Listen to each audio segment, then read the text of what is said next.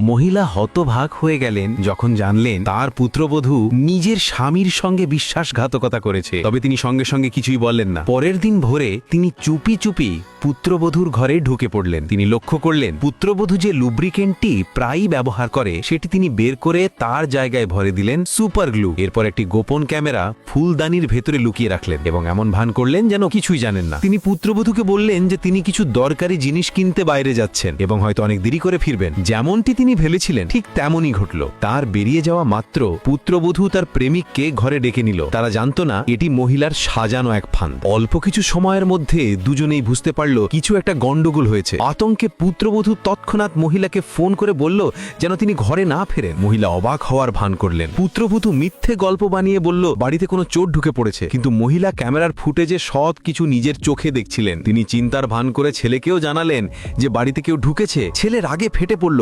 সে নিজের মাকেই দোষ দিতে লাগলো যে মা স্ত্রীকে সুরক্ষা দিতে পারেননি। মহিলা বিশ্বাসই করতে পারছিলেন না যে তার ছেলে এমন প্রতিক্রিয়া দেখাবে। তিনি সঙ্গে সঙ্গে ট্যাক্সি ডেকে বাড়ির পথে রওনা হলেন। মনস্থ করলেন এবার তিনি ছেলেকে তার স্ত্রীর আসল মুখ দেখাবেন। কলোনির গেটে পৌঁছে তিনি দেখলেন পুত্রবধূর মা বাবাও সেখানে দাঁড়িয়ে আছেন।